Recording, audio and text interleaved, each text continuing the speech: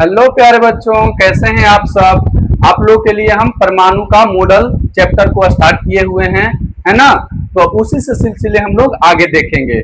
हम लोग पढ़ रहे थे जे थॉम्सन का परमाणु मॉडल। तो जे थॉम्सन के परमाणु मॉडल में कुछ कुछ कमियां हैं, है ना। उसी कमी को हम लोग देखेंगे। हम लोग देखेंगे रदरफोर्ड का परमाणु मॉडल क्या बताया था कि जो इसका सतह होता है वह धन आवेशित होता है। इसका सतह कैसा होता है बाबू? धन आवेशित होता है। इलेक्ट्रॉन इसी में धंसे रहते हैं, जिसको हम लोग तरबूज मॉडल भी कहते, और दो नाम से हम लोग इसको जान रहे थे। अब चलिए इसके कमी के बारे में हम लोग चर्चा करते हैं, क्या क्या कमियां हैं इसमें।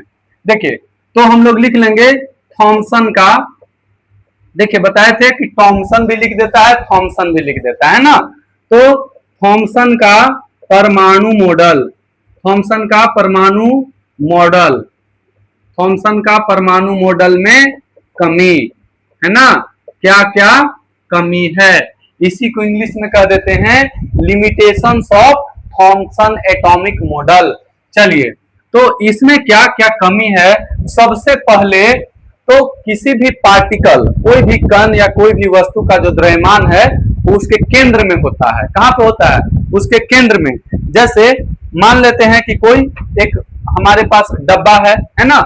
अब इस डब्बा का अगर टोटल मास कहें तो कहां होता है? इसके केंद्र में, है ना। इसके केंद्र में, ऐसा नहीं कि सतह पे। सारा सतह का मास कहां रहता है? एक केंद्र में। केंद्र में ऐसा जगह होता है जहां से पूरा क्या हो जाए, इसको हम लोग बैलेंस कर सकते हैं। तो किसी भी परमाणु का भी जो टोटल द्रव्यमान है वो सतह पर न होकर के कहां पे होता है?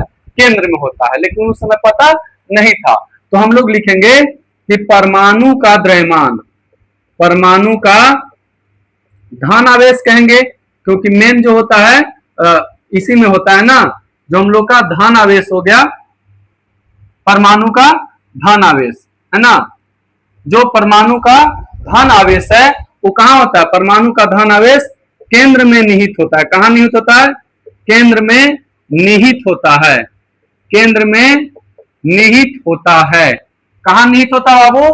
केंद्र में, न कि केंद्र में ही निहित होता है, न कि सतह पर, न कि सतह पर। पहला पॉइंट समझ में आ गया कि परमाणु का धन आवेश, धन आवेश को ही हम लोग द्रव्यमान भी कर सकते हैं ना। तो परमाणु का धन आवेश यानी जो द्रव्यमान है वो कहां निहित होता है? केंद्र में निहित होता है ना। ये बाद में पता चला, न कि सतह पर। ये क्या बोला था? थॉम्सन बोला था कि इसके सतह पर होता है ना। दूसरा, ये परमाणु जो है स्टेबल है कि नहीं, अस्थाई है कि नहीं, इसके बारे में चर्चा नहीं किया। ये ऐसे परमाणु है ना, ये स्टेबल है क्या स्टेबल नहीं। हालांकि वो तो बोला स्टेबल ही है, लेकिन क्यों स्टेबल है, कैसे स्टेबल है? कोई प्रमाण चाहिए ना। विज्ञान को क्या चाहिए? प्रमाण चाहिए। बिना प्रमाण के हम लोग कुछ भी चीज मानने के लिए तैयार नहीं होते हैं। हम लोग को क्या चाहिए? प्रमाण। किसी भी चीज के लिए प्रमाण बताओ, इसके बाद हम लोग मानेंगे। प्रूफ करके दिखाओ, है ना। तो एक कोई प्रमाण वैसा साबित नहीं कर पाया, तो क्या बताएंगे कि इस मॉडल से परमाणु का अस्थायित्व के बारे में स्पष्ट जानकारी नहीं दिया गया। स्पष्ट जानकारी नहीं दिया गया। बताइए, इस मॉडल से परमाणु का अस्थायित्व के बारे में स्पष्ट जानकारी दिया गया के बारे में स्पष्ट जानकारी दिया गया, स्पष्ट जानकारी नहीं दिया गया, है ना। इसके बाद हम लोग देख सकते हैं कि इसका जो मॉडल था ना बाबू वो काल्पनिक था, है ना। वैज्ञानिक दृष्टिकोण से कहीं से भी वेरीफाई नहीं हो सका। इसके बाद एक रेखीय स्पेक्ट्रम होता है। मतलब रेखीय स्पेक्ट्रम होता है ना कि जैसे बारिश होता है, बादल, जब बारिश होता है बादल में, तो बारिश के बाद कुछ समय के बाद उसमें बूंद लटकते रहते हैं, और जब सनलाइट पड़ता है तो उसको हम लोग रेनबो कह देते हैं, है ना। तो उसी को हम लोग स्पेक्ट्रम भी बोलते हैं। ऐसे रेनबो कह देते हैं, 7 कलर में बढ़ता है, और ऐसे स्पेक्ट्रम कहते हैं। वैसे कोई भी पार्टिकल होता है ना वो स्पेक्ट्रम शो करता है ना। जब लाइट मारेंगे तो कई कलर में बट जाता है, प्रिज्म वगैरह में आप लोग देखते होंगे, ठीक है। तो उसी को स्पेक्ट्रम कहते हैं। तो इसने स्पेक्ट्रम के बारे में कोई जानकारी नहीं दिया। तो क्या लिखेंगे कि इसने इसमें स्पेक्ट्रम के बारे में, स्पेक्ट्रम स्पेक्ट्रम के बारे में, स्पेक्ट्रम के बारे में, स्पेक्ट्रम के बारे में कोई जानकारी, कोई जानकारी नहीं दिया, कोई जानकारी नहीं दिया। इसका मॉडल जो है कोई जानकारी दे सका? इसका मॉडल कोई भी जानकारी स्पेक्ट्रम के बारे में नहीं दे सका। और इसका मॉडल, इसका मतलब किसका? थॉमसन का मॉडल, थॉमसन का परमाणु मॉडल, थॉमसन का परमाणु मॉडल काल्पनिक है। कैसा है? काल्पनिक था। कैसा था? काल्पनिक था। अतः अर्थात अर्थात इसका कोई भी वैज्ञानिक प्रमाण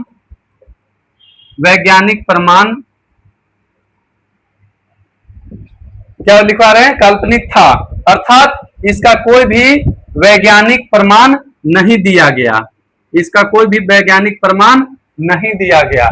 इस तरह से हम लोग थॉमसन का जो परमाणु मॉडल है वो बाबू खत्म कर दिए। थॉमसन का परमाणु मॉडल बताता था कि धन आवेश रहता है चारों तरफ, इलेक्ट्रॉन उसमें धंसा रहता है और निगेटिव पॉजिटिव दोनों संतुलित रहते हैं, जितना माइनस उतना ही प्लस। लेकिन इसमें बहुत सारा कमी आया बाबू।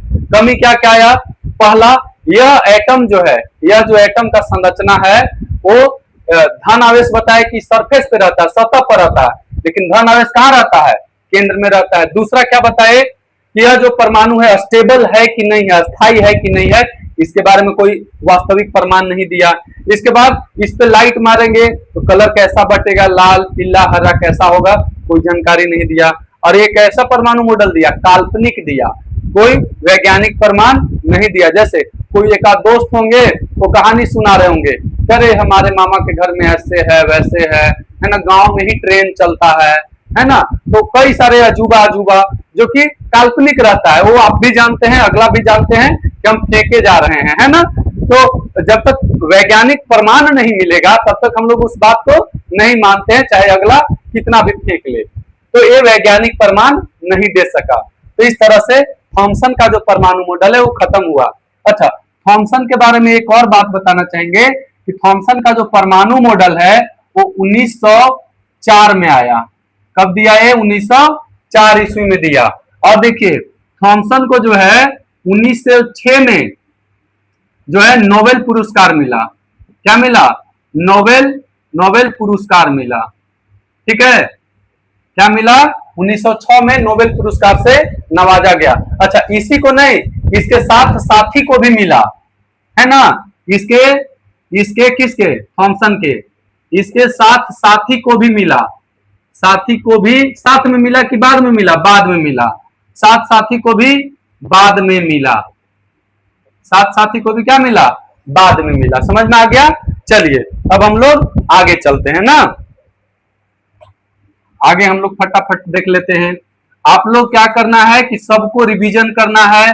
अच्छा, थोड़ा थोड़ा हम एक्स्ट्रा भी बाबू आप लोग को पढ़ा रहे हैं, है ना। बस थोड़ा थोड़ा पढ़ा रहे हैं एक्स्ट्रा, ताकि आप लोग जब 10th में आओ, 11th 12th में आओ तो ये आपको काम आए, है ना। चलिए अब हम लोग देख लेते हैं थॉमसन को ध्वस्त करने वाला। थॉमसन को ध्वस्त करने वाला कौन साइंटिस्ट था? वो था रदरफोर्ड। कौन था? रदरफोर्ड, है ना। रदरफोर्ड। कौन था? रदरफोर्ड। रदरफोर्ड कौन था? रदरफोर्ड, है ना। रदरफोर्ड ने है सबसे पहले इसके जो नियम है उस नियम को गलत साबित कर दिया। तो रदरफोर्ड क्या ऐसा काम किया, है ना। तो एक काम ऐसा किया, एक्सपेरिमेंट किया। ये तो परमाणु मॉडल दिया ही। रदरफोर्ड का परमाणु मॉडल जो होता है, रदरफोर्ड का परमाणु मॉडल जो है, रदरफोर्ड का परमाणु मॉडल, रदरफोर्ड का परमाणु model, Rutherford's atomic model, Rutherford's atomic model, है ना। रदरफोर्ड भी क्या दिया? एक एटॉमिक मॉडल दिया, ठीक है। लेकिन एटॉमिक मॉडल कैसे दिया? तो ये एक एक्सपेरिमेंट किया, यह पहले एक प्रयोग किया। तो हम लोग इसका जो मॉडल है इसको पढ़ने से पहले इसके प्रयोग के बारे में जानते हैं कि आखिर क्या प्रयोग किया भाई, कि तुम मॉडल दे दिए। तो मॉडल देने के पहले एक प्रयोग किया। प्रयोग क्या किया कि सोना के पतला पन्नी लिया, एकदम पतला सा चादर जो होता है ना, सोना का पतला चादर लिया। ऐसे मान लेते हैं कि सोना का चादर है और उसमें एटम ऐसे बटा हुआ है, बहुत ध्यान से समझिएगा, है ना। मान लेते हैं ऐसे सोना का ऐसे कण है, सोना का पार्टिकल है ऐसे। देखिए बना कैसे रहे हैं, पहले एक लाइन में बना दिए, फिर इसके गैप में परमाणु को रखे, इसके गैप में परमाणु को रखे, फिर इसके जस्ट ऊपर में रखे, यहां पर, है ना, जस्ट इसके ऊपर में रख दिए हम लोग परमाणु को, फिर इसके गैप में हम लोग परमाणु रख रहे हैं। जितना गैप दिख रहा है बाबू ये सटा हुआ होना चाहिए, है ना।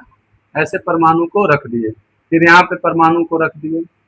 एक ओवरऑल डायग्राम हम बना रहे हैं, है ना। चलिए मान लेते हैं कैसे परमाणु रखा गया है ना। अब सब परमाणु के केंद्र में क्या है, कोई ना कोई एटम है, नाभिक है ना, ऐसे है। चलिए एक क्या लिया, सोना का पन्नी, क्या लिया, सोना का पन्नी, ठीक है। थिन फॉयल, सोना का पन्नी कितना है, 100 नैनोमीटर। इसका मोटाई कितना है बाबू, 100 नैनोमीटर, यानी 1000 एटम जितना मोटा होगा ना उसके बराबर। इसको क्या कर सकते हैं, 1000 जो परमाणु होता है, 1000 परमाणु के मोटाई के बराबर, 1000 परमाणु के मोटाई के बराबर, है ना, ठीक है। 100 नैनोमीटर पतला लिया या फिर 1000 जो परमाणु मिलेंगे तो जितना मोटा होंगे उतना मोटा है सोना का पन्नी लिया, ठीक है। और इस पर क्या किया, लाइट, जैसे हम लोग टॉर्च लाइट देते हैं ना, है ना, जैसे कोई रात में ऐसे खड़ा है तो ऐसे आंखिए पर मारेंगे हम लोग, है ना, ताकि वो चकचुंदरा आ जाए। चलिए तो वैसे ही इस पे क्या किया, लाइट मारे। किसका लाइट मारे, नॉर्मल लाइट नहीं मारे, हीलियम प्लस का लाइट मारे। किसका लाइट मारे, He2 प्लस का, है ना, He2 प्लस, ठीक है। हीलियम पे क्या है, 2 प्लस है ना। He2 प्लस जो है ये काफी ज्यादा ऊर्जावान होता है, इसके पास काफी ज्यादा ऊर्जा होता है और तेज गति होता है। कैसा होता है, तेज गति होता है। तो He2 प्लस का हम लोग इससे बौछार करवाए, जैसे हम लोग लाइट देते हैं ना, वैसे ही He2 प्लस आयन का क्या करवाए, इस पे हम लोग बौछार करवाए, इस पे बौछार करवाए हम लोग। अच्छा, बौछार करवाने के बाद देखे कि क्या क्या हुआ, है ना। चलिए तो यहाँ पे हम लोग थोड़ा सा समझ लेते हैं इस बात को कि He2 प्लस का जब इस पे बौछार करवाए तो बौछार करवाने के बाद क्या क्या हुआ। यहाँ जो लाइट है ना, ये लाइट ऐसे गया, ये लाइट ऐसे गया और ऐसे क्रॉस कर गया, ये लाइट यहां से गया और क्रॉस कर गया, यहां से लाइट मारा ना तो पार हो गया। इसी तरह से मान लेते हैं यहाँ पे ऐसे लाइट गया, ऐसे क्रॉस कर गया, ये पार हो गया, है ना, ठीक। अच्छा, कुछ लाइट ऐसा था बाबू, कुछ लाइट ऐसा था कि गया और वापस हो गया, गया और वापस हो गया, ठीक है। आ रहा बात समझ में, कुछ लाइट गया और टकरा के कहा आ गया, वापस, है ना। अच्छा, कुछ लाइट ऐसे था कि ऐसे गया, है ना, हल्का सा टच करके और इधर चला गया, है ना। फिर इसी तरह से देखेंगे कि यहां से ऐसे गया, टच हल्का किया और ऐसे बाहर निकल गया, ऐसे बाहर निकल गया, ठीक। तो 3 बात यहां से फोकस करेंगे। कितना बात, 3। अच्छा, है बहुत टेढ़ा चीज लेकिन बहुत आसानी से समझा दे रहे हैं, अब इसको समझना है। क्या किया बाबू, सोना का पन्नी लिया, कितना नैनोमीटर पतला लिया, 100 नैनोमीटर पतला लिया। इसके बाद क्या किया, He2 प्लस लिया, है ना। He2 प्लस का ये बहुत ज्यादा ऊर्जावान होता है, ऊर्जा होता है और तेज गति होता है और भारी भी होता है, इसका द्रव्यमान भी भारी होता है ना। जब लाइट इस पे बौछार करवाया तो बौछार करने के बाद पाया कि बहुत सारे अल्फा कण जो हैं, बहुत सारे अल्फा कण एक पन्नी को पार कर जा रहे हैं। कुछ अल्फा कण जो हैं ये कुछ एंगल से, कुछ कोण से विक्षेपित हो गए, कुछ कोण से भटक गए बाबू, ये जो है ना कुछ कोण से भटक गए। मतलब जाना चाहिए था यहाँ, भटक गए। जैसे विद्यार्थी भी पढ़ने के लिए अभी पढ़ाई करना चाहिए तो भटक जाते हैं, है ना। आते हैं स्कूल, चले जाते हैं उधर घूमने, चले जाते हैं चाट चाउमीन खाने, चले जाते हैं डिज्नीलैंड मेला देखने। पढ़ने के लिए बच्चे गए डाल्टनगंज, गए रांची, पटना गए, और उसके बाद वहां पढ़ाई न करके कहीं और कुछ करने लगे, है ना। तो उसको कहते हैं भटक जाना अपने रास्ते से। इसका रास्ता था ऐसे, लेकिन ये भटक के चला गया ऐसे, है ना। तो इसको कहेंगे कि कुछ कण जो है कुछ एंगल से भटक गए। अच्छा, कुछ ऐसे हैं कि वापस आ गए, गए पढ़ने, चलो हम जा रहे हैं पढ़ने, वहां मन नहीं लगा, कहाँ गए, वापस टकरा गए, वापस आ गए, है ना। तो 3 बात हम लोग यहाँ से देखेंगे। तो इसको आप लोग नोट डाउन कर लीजिएगा। हम इसे केवल इरेज कर देते हैं यहाँ पे, उसके बाद इसको समझा देते हैं अच्छे से। चलिए क्या क्या हुआ, तो इसको हम लोग कहते हैं कि रदरफोर्ड अल्फा कण का प्रकीर्णन। क्या कहते हैं, इस एक्सपेरिमेंट को क्या कहते हैं, रदरफोर्ड का अल्फा कण प्रकीर्णन, प्रकीर्णन क्या कहते हैं, रदरफोर्ड का अल्फा कण प्रकीर्णन प्रयोग, है ना। टॉपिक यही टॉपिक में हम लोग पहले क्या देख रहे हैं, रदरफोर्ड का अल्फा कण प्रकीर्णन प्रयोग। तो हम लोग क्या लिखेंगे, रदरफोर्ड ने क्या करेंगे, 100 नैनोमीटर सोना का पन्नी लेकर He2 प्लस आयन का बौछार कराया, He2 प्लस आयन का बौछार कराया। उसके बाद पाया कि क्लियर हो गया, याद हो गया। क्या किया, रदरफोर्ड ने सोना का 100 नैनोमीटर सोना का पतला एक पन्नी लिया और उसपे He2 प्लस आयन का क्या किया, बौछार कराया। बौछार कराने के बाद क्या पाया, तो पाने के लिए 2-3 चीज पाया। क्या पाया, सोना पाया, चांदी पाया, हीरा पाया, वो सब नहीं पाया। क्या पाया कि कुछ जो रे है, कुछ जो अल्फा कण के लिए जो हम लोग बौछार करवा रहे थे, जो कुछ किरण है ना, वो अपने सीधे डायरेक्शन में क्या कर रहे हैं, गति कर रहे हैं, बिना विक्षेपित हुए वो इसको क्रॉस कर गए, है ना। तो कहेंगे कि कुछ अल्फा कण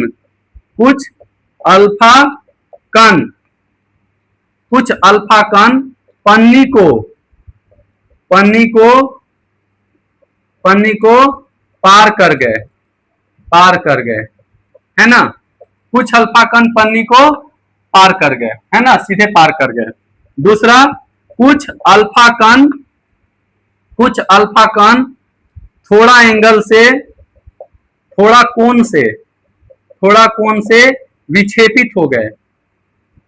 थोड़ा कोण से क्या हो गए, विक्षेपित हो गए। पहला क्या देखे कि कुछ अल्फा कण सीधे पार हो गए, कुछ अल्फा कण थोड़ा कण से विक्षेपित हो गए। और तीसरा लिखेंगे कि कुछ अल्फा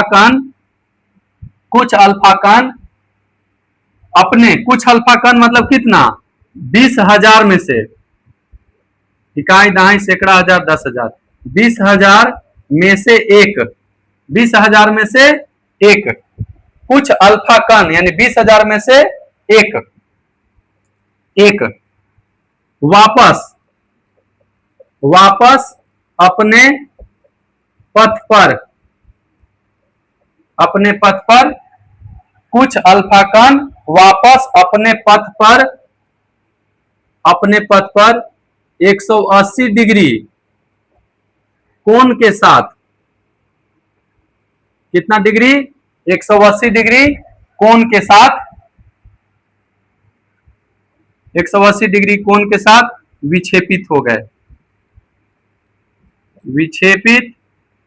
हो गए, है ना।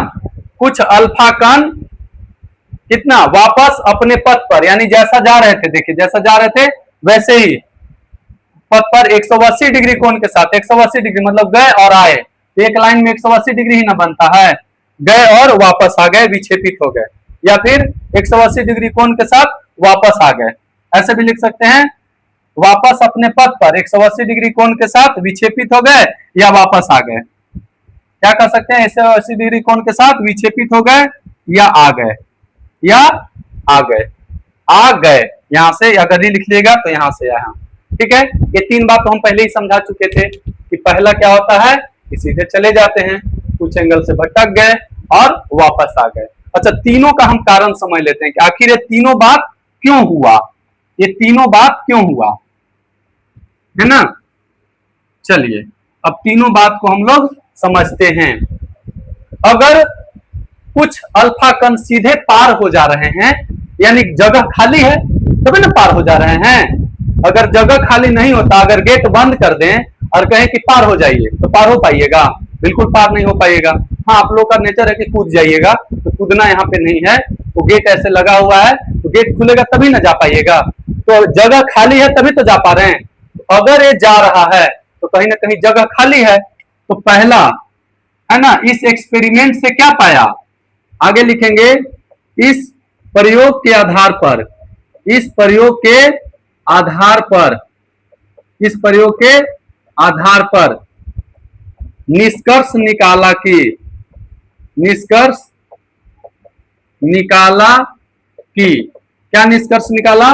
पहला कि परमाणु में, परमाणु में, परमाणु में कुछ स्थान, कुछ स्थान कैसा होते हैं? रिक्त होते हैं। क्या होते हैं? रिक्त होते हैं। क्या होते हैं? रिक्त होते हैं। पहला पॉइंट समझ में आ गया। आखिर खाली जगह था तबे ना पार हो गया। तो परमाणु में कुछ कुछ जगह क्या होता है? खाली होता है। चलिए दूसरा पॉइंट, दूसरा पॉइंट ये देखिए कि ये जो जा रहा था ये प्लस चार्ज के था, जा रहा था वो कैसा चार्ज के था? प्लस। अच्छा, नाभिक में भी कहीं ना कहीं प्लस होगा, ध्यान से समझिए। कि गया और टकरा के सीधे ना जाकर के इधर चल गया, तो कहीं ना कहीं प्लस चार्ज होगा, है ना। थॉमसन का बोला था, थॉमसन बोला था कि बहुत सारा प्लस होता है। क्या बोला था? कि बहुत सारा प्लस होता है। तो हर जगह से ना विक्षेपित होना चाहिए, यहां टकराया तभी वापस, हर जगह से वापस होना चाहिए, लेकिन हर जगह से विक्षेपित हुआ नहीं, कुछ कण विक्षेपित हुआ, है ना। यानी परमाणु के अंदर, परमाणु के अंदर हर जगह धनात्मक नहीं होता। अगर हर जगह धनात्मक होता तो वापस नहीं जा पाता, है ना। जो रडर पर बोला था ना कि हर जगह पूरे सतह पर बिखरा रहता प्लस, वो गलत बात है ना। कुछ ही, तो क्या लिखेंगे? परमाणु, परमाणु के अंदर कुछ ही भाग में, कुछ ही भाग में धनात्मक आवेश, धनात्मक आवेश होता है। दूसरा पॉइंट से क्या निकाला? कि परमाणु के अंदर कुछ ही भाग में क्या होता है? धनात्मक आवेश होता है। अच्छा, तीसरा पॉइंट हम लोग समझेंगे। तीसरा पॉइंट क्या समझेंगे? कि देखिए एकदम प्लस था और एकदम प्लस, देखिए इधर से जाने वाला जो है अल्फा कण, ये क्या जा रहा था? He2 प्लस ना, तो जाने वाला क्या है? प्लस। अच्छा, गया और डायरेक्ट टकरा के वापस आ गया, कहीं ना कहीं एकदम बीच में टकराया होगा। जैसे बॉल हम लोग मारते हैं दीवार पर, तो दीवार के अगर कोर में लगा तो ऐसे छटक जाता है, इधर उधर चल जाता है, लेकिन एकदम सेंटर पे लगा तो सीधे वापस आता है कि नहीं? तो सीधे वापस आया। यानी कहीं ना कहीं बीच में कुछ ज्यादा ही प्लस था, बीच में कुछ ज्यादा ही प्लस था कि गया और एकदम टकरा के वापस आ गया। यानी कहीं ना कहीं यहाँ पे परमाणु के अंदर एक ऐसा जगह है जहां बहुत ज्यादा धन आवेश होता है ना। तो लिखा यहाँ पे परमाणु, परमाणु के केंद्र में, परमाणु के केंद्र में अधिक धन आवेश, अधिक धन आवेश, अधिक धन आवेश कम आयतन में, कम आयतन में स्थित होता है, कम आयतन में स्थित होता है, जिसे नाभिक कहते हैं। जिसे क्या कहते हैं? नाभिक कहते हैं। जिसे क्या कहते हैं? नाभिक कहते हैं। बात समझ में आ गया कि सबसे ज्यादा प्लस चार्ज वहां है, यानी पूरे परमाणु का प्लस एक ही जगह जुटल था और यहाँ पे चल गया, चल गया तो भयंकर विवाद हो गया, मारा 1 लाख, वापस आ गया ये, है ना। तो क्या लिखा है कि परमाणु के केंद्र में क्या रहता है? अधिक धन आवेश रहता है, ज्यादा धन आवेश रहता है ना, धन आवेश। और कम आयतन में मतलब बहुत छोटे जगह पे एकदम गोठनाइल रहता था सब, कम आयतन में स्थित होता है, जिसे नाभिक कहते हैं। अब इसी को क्या कहते हैं, नाभिक कहते हैं। ठीक है, इतना बात आप लोग को समझ में आ गया होगा। ठीक है, एक बार लास्ट में हम थोड़ा सा रिवीजन करवा देंगे। यह 3 बात पाया कि वापस सीधे जा रहा है यानी खाली होता है, कुछ एंगल से भटक रहा है यानी थोड़ा सा धनावेश होता है इसके बीच में, और एकदम वापस से आ गया मतलब कि एकदम बीच में बहुत ज्यादा धनावेश होता है, जिसको हम लोग नाभिक कहते हैं, है ना। चलिए अब हम लोग यहाँ पे समझते हैं।